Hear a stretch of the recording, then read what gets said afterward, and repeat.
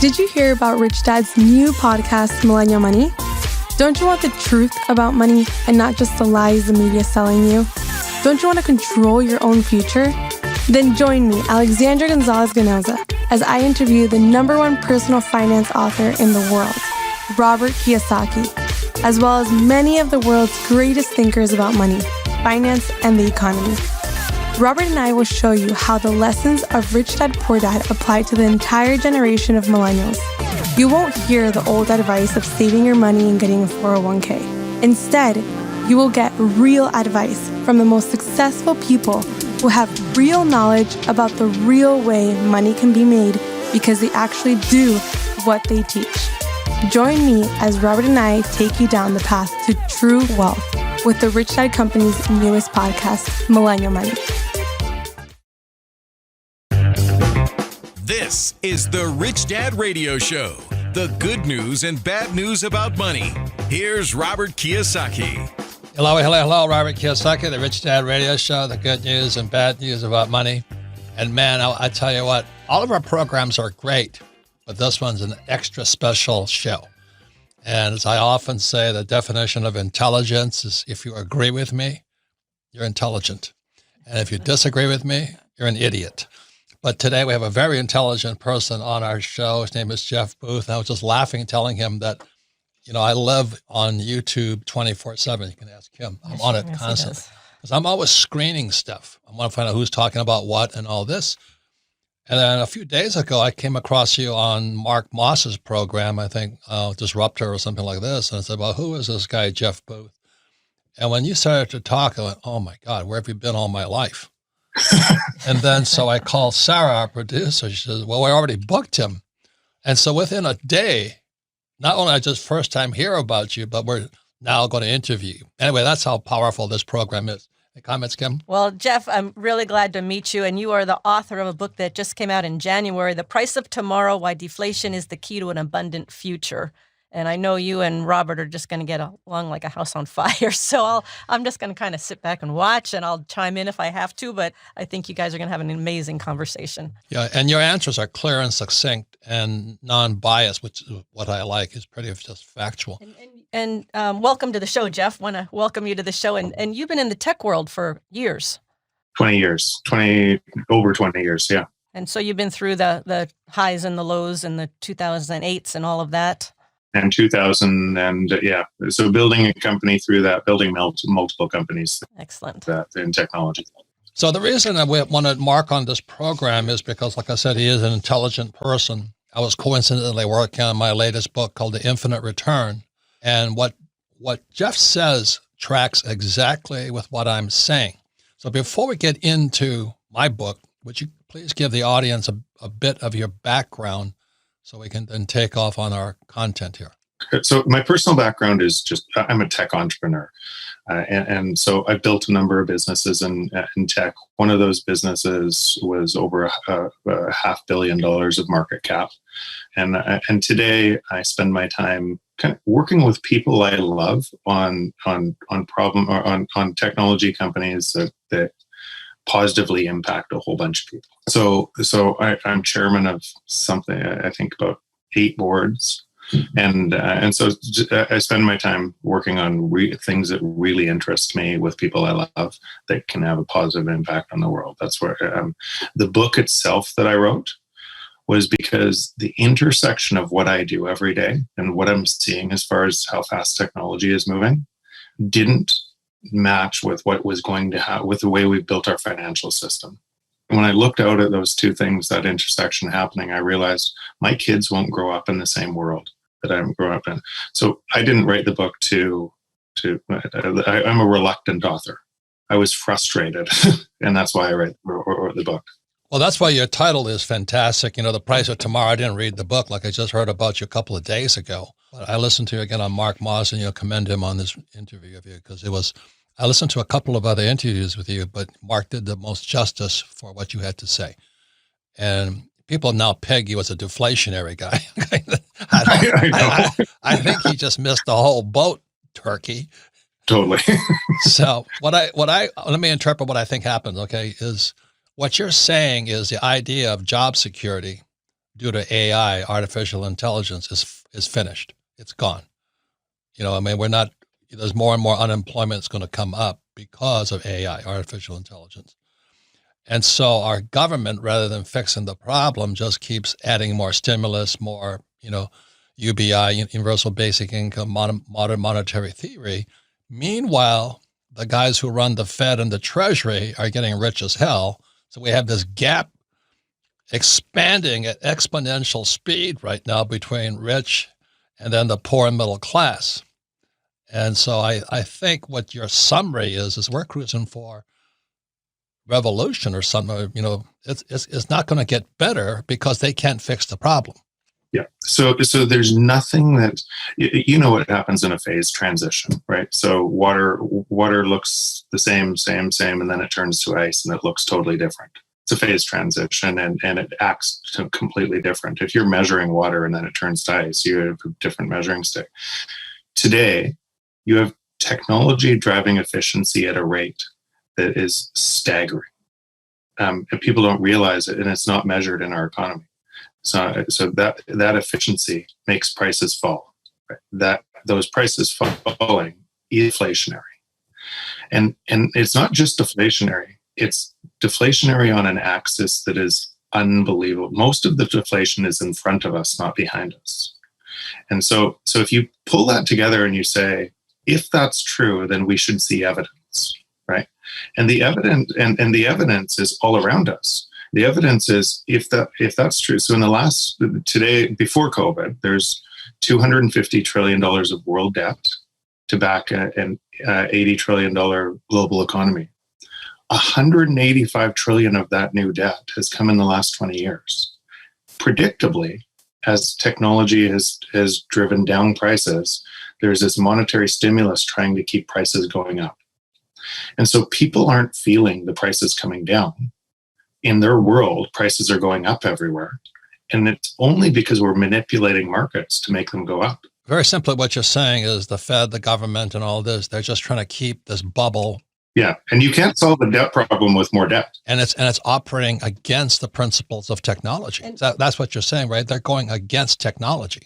These two massive forces are in our lives, and there's nothing that the governments can do. They're trapped now. There's nothing that they can do to stop what will naturally happen. And what you're saying, too, is that the policies that they're using and all of the manipulation they're doing is based on an old economy, the way the economy used to operate, which is not the way it's operating today. Is that right? Exactly. And one thing I would say, and I know a whole bunch of people say those rich people and everything else, but here's what's happening. You cannot understand an entire system by looking at its independent parts. And what people are doing is they're looking at a system problem that is jumped up against technology and looking at the individual parts. So I'll give you an example. People think housing always goes up without asking, would housing go up without $185 trillion of stimulus in the last 20 years?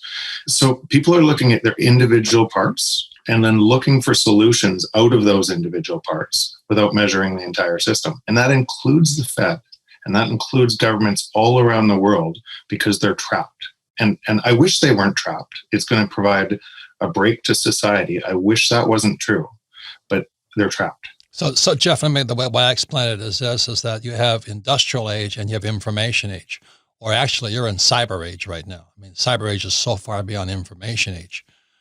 And basically people are stuck in the industrial age. And they're using they're tools from a toolbox that meant for that time. Right. So if I can give people an example, because, one of the classic ones everybody talks about is Kodak. Kodak invented the digital camera, the digital process, but they were afraid it was going to destroy Kodak, which it ultimately did anyway. But they wouldn't adopt. Kodak would not adopt to digital. And it's the same as email destroyed the post office department. So basically, that's what's going on in the world today. So when I was listening to Jeff on Mark Moss's program, I'm going, God, this guy's got it. We're fighting two different ages. Industrial age, it's not even information age more, it's digital age. Yeah, and what ends up happening in that is, because it's moving so fast, it's easy to miss. I'm an entrepreneur, Robert. I know that you follow this, and I know you understand how capitalism works through creative destruction and how the entrepreneurial process works. Why didn't Kodak see that? It's not because they have a whole bunch of dummies. It's because they don't understand that technology is moving so fast that changes the business entirely. By the way, think about photos today. Photos today are abundant and they're free. And there's a whole bunch of other companies that have created value out of photos. The value comes differently, though, right? The value doesn't come from producing or protecting your film sales. And the same thing happened in Blockbuster. So Blockbuster, by the time there are 9,000 stores, by the time download speeds went faster, the only thing they did in response was add candy aisles to the stores, right? And we laugh, and then we ha, those people are so stupid, right? How dare they miss how fast technology was moving and download speeds? Netflix was obvious, but it wasn't obvious. And here's the point: that's the same thing that the Fed is missing, and that's the same thing all governments are missing. Yeah. So Jeff, that's what you mean by the phase transition. If you're sitting in water, you just can't see the ice molecule forming around you right now. And when a change comes, it'll just hit you. Exactly. And but the problem is by trying to manipulate your market, by manipulating, you actually drive it off a cliff faster. So what's happening today, and because this system has all of us in it, right? We're banding together, and what's happening is the divide of politics, the divide of everything is you're listening to screaming in a vortex, and everyone's talking about the wrong thing. They're missing it completely, but they're so sure of their point on an old system that they can't even listen to. It's none of it. It's none of it. So I'm going to say that again. What Jeff is talking about here is our schools, our banking systems, the Fed, all those guys are stuck in the industrial age. And that's why the change in 1971, when the dollar became debt, the only way they could prevent the whole industrial age from collapsing was print more and more and more and more and more money. And now we're going hyper on printing money. And that's where UBI, Universal Basic Income, and MMT, Ocasio-Cortez, and all these guys are saying, we're going to save you. We're going to give you free money. And what you say is that's going to be your death. It will be. But I understand why they're doing it. I understand. It's not bad people. It's people caught in a system that they don't understand, looking at from their point of view. There's still the water, and they haven't seen the ice. And they can't see it, and they can't see. But if you just follow this path, what does technology do? Why does a CEO use technology? Why do you use technology? It's to free your time, right? Right, Jeff, can I add one more thing? You said it so brilliantly. What does deflation mean? It means your money buys more. Exactly. So it's really good. So we celebrate deflation. In fact, look at your iPhone. Everything on your iPhone is free, right? It's I don't pay for my flashlight anymore. I don't pay for my camera anymore. I don't pay for my guitar tuner, my AI assistant. Everything on it is free. How we personally, all of us, create these monopolies in companies, and how the monopolies create monopolies is they understand that essentially, if you grab the data, the digital signal, it becomes free over time, and you can charge a little bit of money to everybody and make boatloads of money on a network effect. And we celebrate that price coming down over and over and over again. What are our options? Where are we going? Why don't we do the options after? Because the options right now where we are are pretty ugly. I want you to know what Jeff is saying is so powerful, because everybody's hopping on gold and silver and Bitcoin and real estate and stocks and all this, but that's part of a death of an old system. And probably Bitcoin isn't. So all of these are money trying to get out of an old system. Some of that money is trapped in the old system too, though. And you'd have to be very careful of where that money is trapped, because it will be taken away from you. And the reason gold, silver, real estate, even Bitcoin's going up is because people are panicking right now. They're looking for a protection of value. Correct. Yes. And that's why when I was listening to you on Mark Moss's show, I was going, this guy's got it.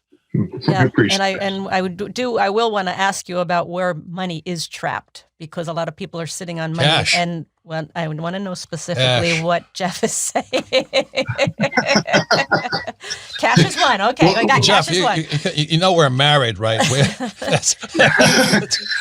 Well, just think about, so there's two choices right now so if governments do what creative destruction calls for, right, and stop manipulating, that means we are going to have a deflationary depression, and all the debt will be reset.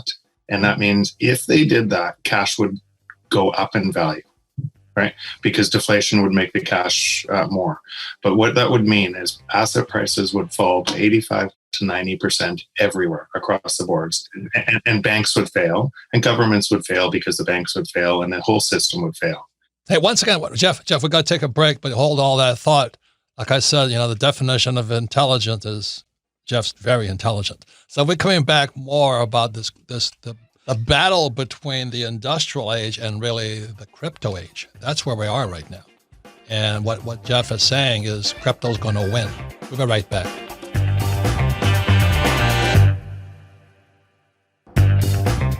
Welcome back. This is a very important program because we have a very intelligent guest on the program, is Jeff Booth. And Alva said, if you agree with me, he's intelligent. He disagrees with me, he's not intelligent, but he's very intelligent. Anyway, you can listen to the Rich Dad Radio program anytime, anywhere on iTunes, Android, or YouTube. And then please leave a comment whenever you listen. And all of our programs are archived at richdadradio.com. We archive them because all we do is we're an education company. We don't sell stocks, bonds, mutual fund, real estate, or gold and silver. We don't sell anything. But we want you to learn. So the reason we archive our programs at Rich Dad Radio program, if you listen to this program, especially this program a second time, you'll pick up twice as much, quantum jump. But more importantly, this program needs to be shared with, your family, your spouses, and your business partners, and discuss it. And then if you listen to it again and discuss it, you'll be a genius. So our guest today is Jeff Booth. He's a technology entrepreneur over the last 20 years. And he's talking about, it's actually the clash of ages, the industrial age. We've gone past the information age, and now we're in the crypto age and the disruption that's going to cause. Any comments, Kim? Yes. Well, also, Jeff is the author of the book, The Price of Tomorrow, Why Deflation is the Key to an Abundant Future, that came out in January of this year. And his website is thepriceoftomorrow.com. So I highly want to recommend both of those resources. So welcome back, Jeff. Where did we leave off? You guys missed the best part where we're talking during the break. Yeah, we had a good talk at the break. Okay, so we were talking about where money's trapped. And you were saying in deflation times, cash will be worth more, but real assets will drop about 85 to 90%. Yes. So if you let the natural clearing if you let capitalism work today instead of intervened, the prices would fall by 85 to 90%. So if I have a house, of $100,000, that means it drops to $20,000 approximately. Yes. Yeah, that could happen. And I know people that will say there's no way that could happen. But if you just realize that how much money is stimulating the economy, and what the natural course, essentially what nature should have. If innovation, I'll go back in a different way. If entrepreneurs are racing in to solve problems for people, right, and they win by creating value, and they lose spectacularly unless they create a lot of value, and those entrepreneurs are using technology to create a lot of value, and that technology is moving everywhere into every industry, the byproduct of that means we should expect prices to be falling along that same exponential path that technology is moving. The only reason it isn't is because we're inflating on the other side through easing and debt that can never be repaid back. So if you remove the debt, the unwind feeds back on itself, and you have a deflationary depression. And or if you stop adding debt at that rate, you have a deflationary depression, and it would be ugly. It'd be ugly for society. Food lines, price collapses, bank collapses. It would make the 1930s look like a walk in the park, because the problem is so much bigger today. So one of the reasons you talk about the debt and all this, the reason the Fed and the Treasury do not want deflation is because the plan since 1970 has been you borrow money and you pay it back with cheaper dollars.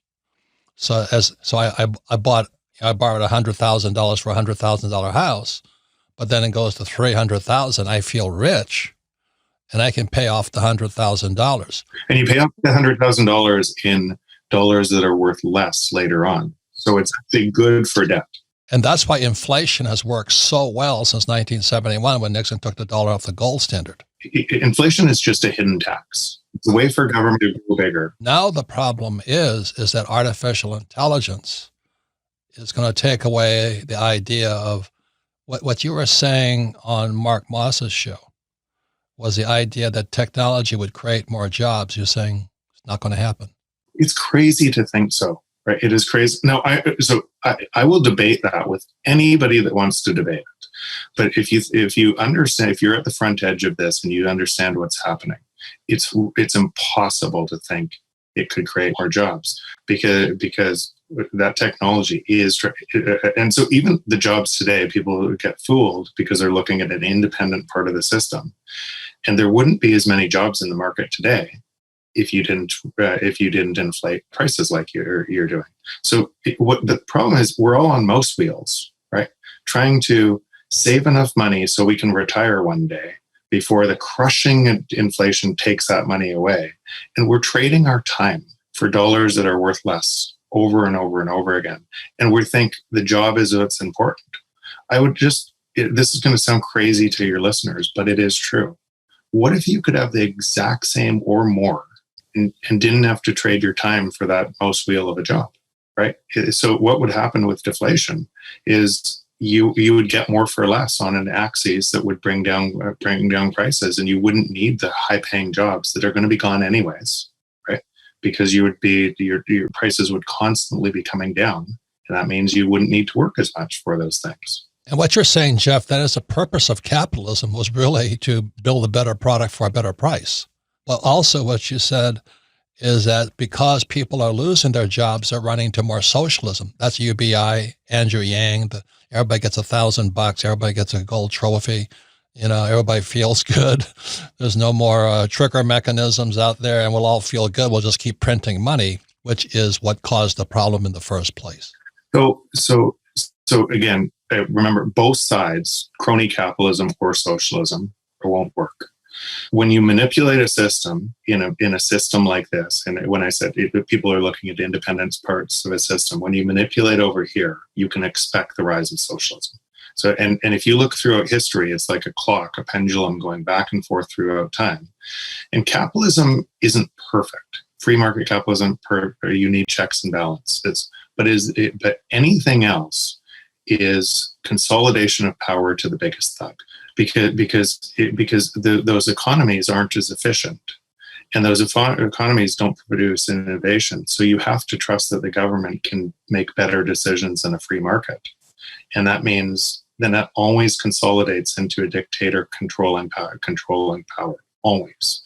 So by breaking the rules of capitalism and not letting, so capitalism requires cleansing. It requires that only economists believe you can grow forever. Right?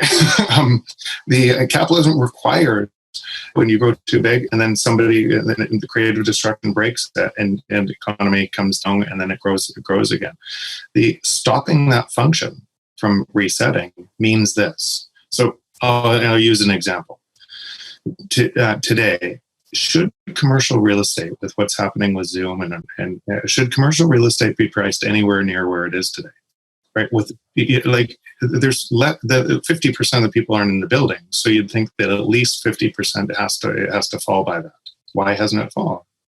Because we're manipulating those prices higher, and then because we manipulate those prices higher, a lot of the entrepreneurs can't do their work through there, so they actually go into technology faster, right? And they reduce labor faster. Because and so you're speeding up the process of digital disruption, and you're holding, and then you have to keep these asset prices higher by printing more money. All the while, the people on the losing side of this, because you're destroying their value in currency, those people rise up and they say, I can't feed my family, right? I can't pay.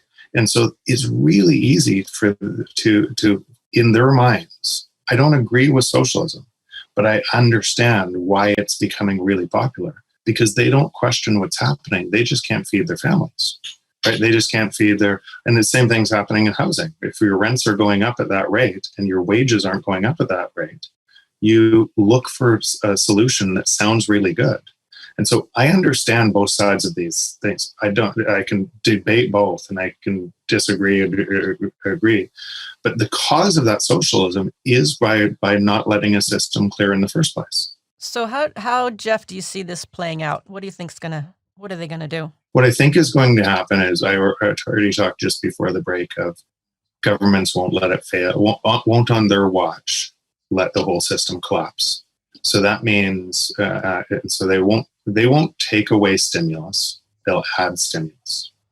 And you can see it in the stock market right now. Without more stimulus, it feels like it wants to fall like crazy. Without PPP and socialism, basically. Yeah, exactly. So you can expect, no matter who gets in, who wins an election, you can expect much more printing. You can expect interest rates to go to a lot more negative. And I know that sounds crazy, but in my book, actually, I pointed to an IMF working paper that had actual policy design that interest rates had to go to -5 or 6. So if you understand what's happening here, mathematically, this is what has to happen. So if you're going to pretend to save the system, as you do this, you destroy the value of money. Today, that won't turn up in inflation. It's short term. It'll turn up in asset price inflation as people flee cash and they put it into assets. But it won't turn into inflation and into the real economy until the time that UBI or helicopter money or anything else. And then that's when then essentially you've taken the Fed, and the Treasury has become the Fed, right? And politicians are in control of inflation. Once that happens, you can expect a path to hyperinflation. And now let's go back to when Robert, you talked about going off the gold standard, and it brought in a period of hyperinflation, right? That hyperinflation ended in 1980, 81, when Volcker, who Fed crushed it by taking rates to 27%, and the economy collapsed. He crushed it. He essentially caused a massive recession. Businesses failed and everything else. This time is different. Number one, the Fed won't have the same power because they'll have granted the power to Treasury, right? And what politician will raise interest rates like that in that environment, causing this way bigger bubble to collapse? Additionally, the risk isn't just on businesses anymore. The risk is actually on the Treasury itself, on the Fed itself, or it's Treasury, the government, because the debt bubble in the government is so much bigger today. And the debt bubble in the Treasury and Fed has taken that risk off business balance sheet, put it on theirs. So how could they bring up interest rates when it causes the same bubble to collapse? So effectively what all this means is you can expect hyperinflation at some point, and that hyperinflation to wipe out everybody until such time that you get to deflation. Think of every country that goes through hyperinflation and what that looks like for their societies. Yeah. So FYI, that hyperinflation followed World War I in Germany, which led to the rise of Hitler in 1933. That's it.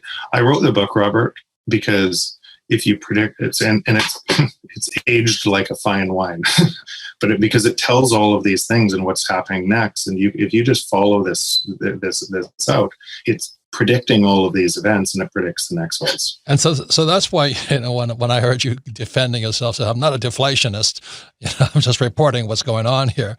And, Exactly. and I was just cracking up is because you're really a technology guy, and you can see what's coming from technology where the other people can't see it. Just like Eastman Kodak could not see digital photographs, and they didn't want to see it because it just goes so far against because the business they've built. And a lot of people don't want to see what's going on for the same reason today, because what we're talking about is if what Jeff is talking about with artificial intelligence, which is full of the Fed is full of it.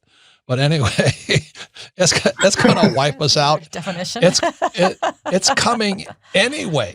And that's why, the Rich Dad Company was formed 25 years ago.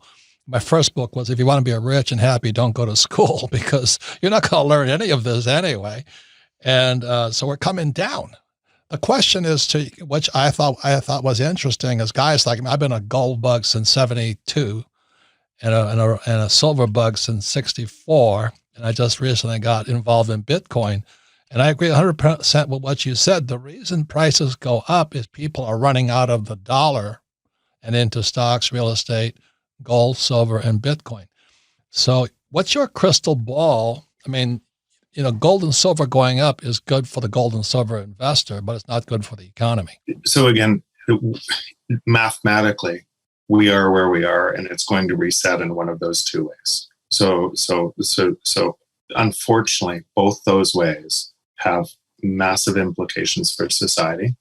And when you look at this happening throughout history, society breaks up and they revolt and they scream at each other, and there's a whole bunch of fighting, right? Typically leading to revolutions and wars. And what countries do in that is they try to blame another country for the pain to consolidate power. So expect all of these things to happen. As far as so China's our problem today. Yeah, and other people think it's a different country, but you can expect people to manipulate what you think from your pain to consolidate power. Expect that to happen, and just remember, it's not bad. Typically it's not people; it's a system problem. So there's a lot of really good people wanting to, but not understanding how the system is wired. And out of that, you mentioned Hitler, the rise of Hitler, is because of the same thing. And people they believe in, it's not my fault, it's that person's fault that created that. And it's easy to believe, right?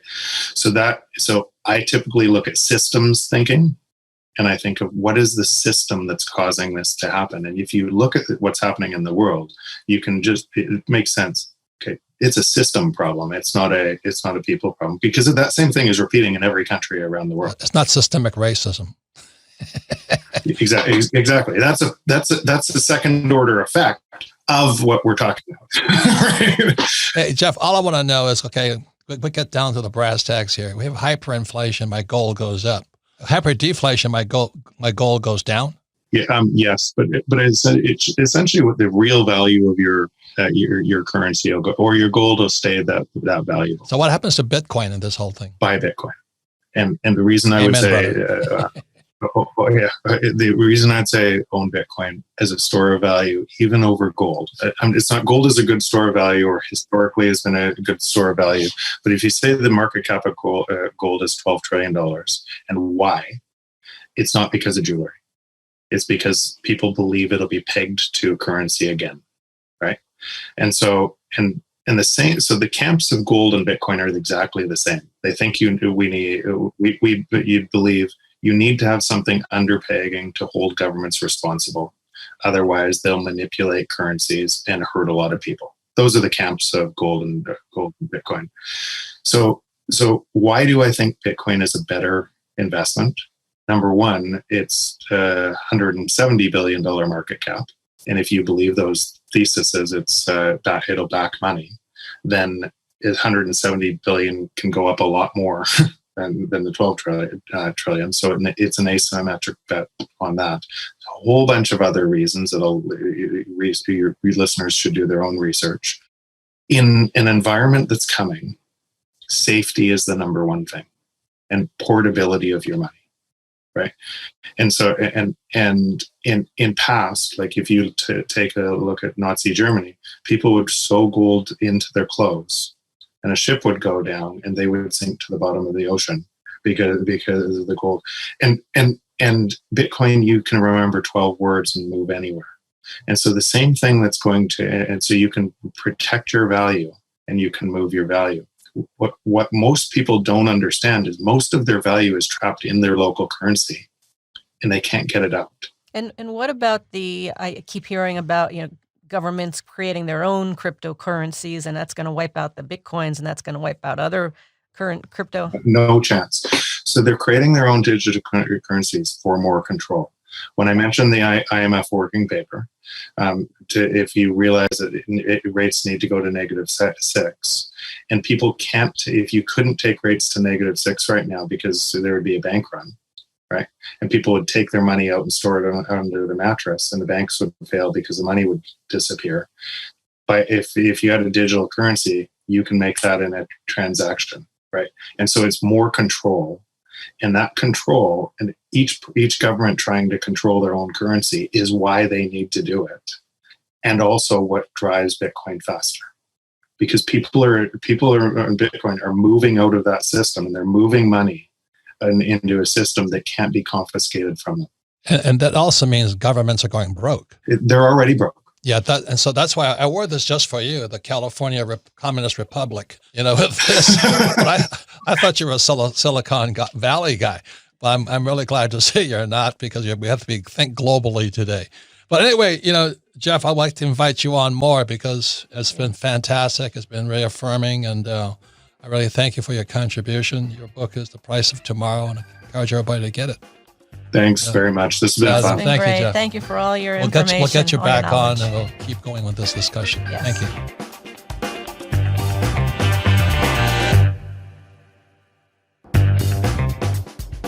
Welcome back. Robert Kiyosaki, the Rich Dad Radio Show, the good news and the bad news about money. Once again, I want to thank Jeff Booth, and the author of The Price of Tomorrow. Definitely going to have him back on again, because he's very intelligent. He agrees with us. Anyway, you can listen to the Rich Dad Radio program anytime, anywhere on iTunes, Android, and YouTube. Hurry up, because they might not be in business much longer, because the way things are changing. And then you can listen to the Rich Dad Radio anytime on Rich Dad. Our podcasts are archived at richdadradio.com, because we're an education company, and repetition is how we learn best. So you listen to this program a second and third time, you'll learn even more. It'll just sink in. You'll absorb it. But more importantly, you can share with friends, family, and business associates, because the world is changing so fast right now. It's exactly as Jeff said. There's a conflict right now between the government, which is the Fed and Treasury, and the central banks of the world, and artificial intelligence and technology. So simply could summarize what Jeff is saying is that our governments are stuck in the industrial age, and then came '89, which was the information age. And in 2009, we went into the crypto age. So most of our leaders today, like Barack Obama, even Trump, my friend, they're still stuck in the industrial age. And artificial intelligence and crypto is going to take off, and the world is going to change, like it or not. Any comments, Kim? Yeah, it reminds me. I love what he was saying, that they're not paying attention to what's really important. And it reminds me years and years and years ago, and this is a more simplified version of it, but there was a video that we saw called Paradigm Shift by Joel Barker. And basically Joel Barker was saying, if you can't see what's coming at you, you're going to be basically taken down. And this paradigm shift is happening, and now it's happening at ultra speed, but people don't see it. They can't get out of the way of it, and they can't get on board with it because they can't see it. But a big thing is what Jeff said is people always assume, well, when a new technology came, it created new jobs. He says that's gone. Way. Well, look at you were talking the other day about the driverless trucks. Yeah. That's 4 million drivers who are going to be out of work. But that is a ripple effect off of that. Yeah. So what were you saying about Sarah? Your world, from the MTV side? Because Kim and I made fortunes on MTV, but they're out of business pretty quickly.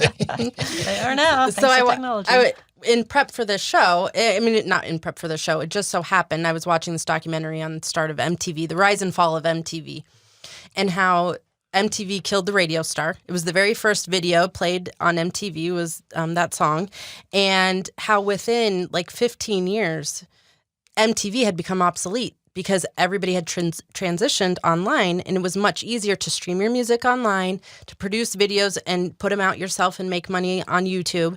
So technology. And that's how Justin Bieber became a star. Right. Because he was on YouTube, not MTV. Mm-hmm. Right. Mm-hmm. And but MTV couldn't keep up.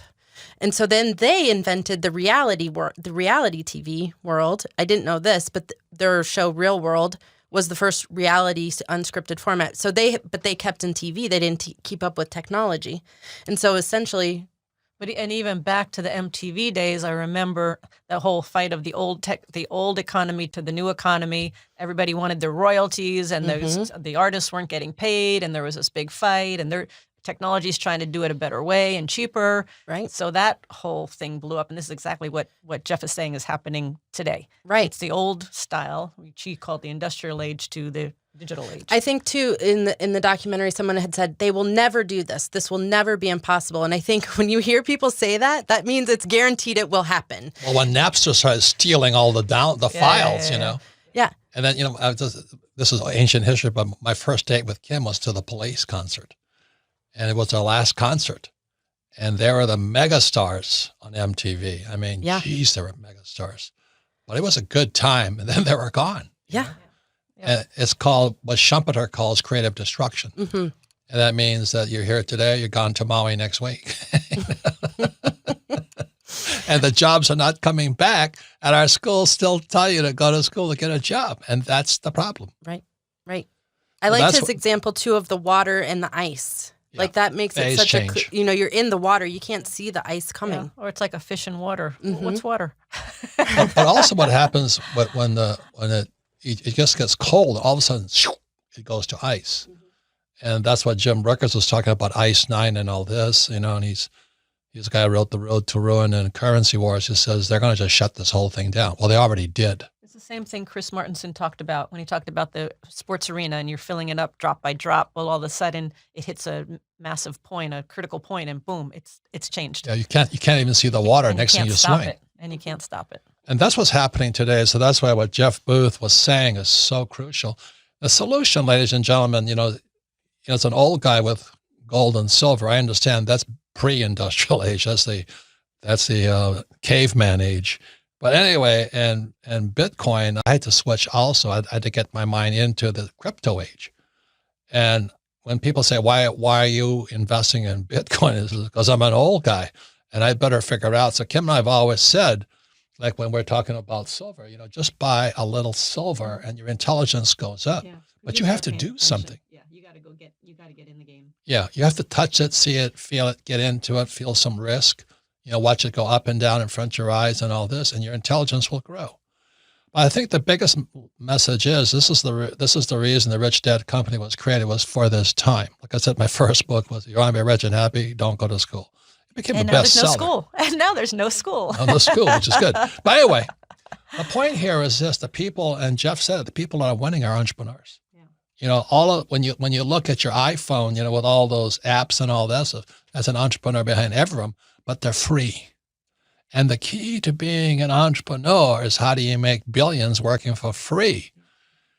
And that's why my rich dad said to me years and years ago, he says the reason he didn't want to pay me when I was 9 years old working for him, he says, if I pay you, you'll think like an employee. If you're going to be rich, you have to think like an entrepreneur. You cannot want a paycheck.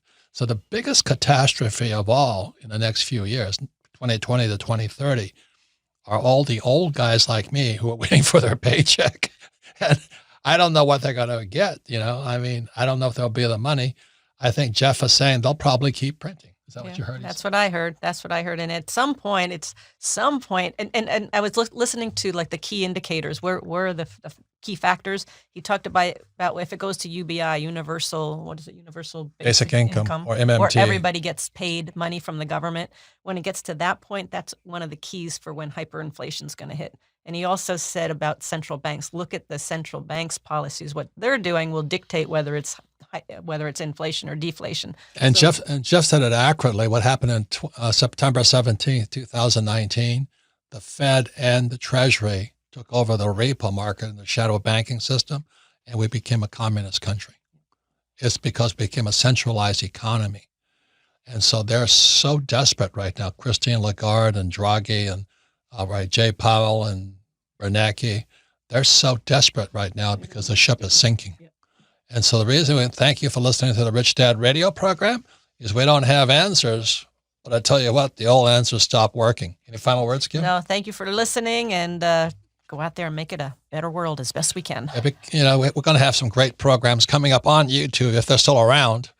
But anyway, I'm not threatening. I'm just saying creative destruction. Schumpeter says it all. Once you get too big, they'll take you out. I don't care who you are. So be careful. But entrepreneurship and being financially educated is the wave of the future. So thank you for listening to Rich Dad.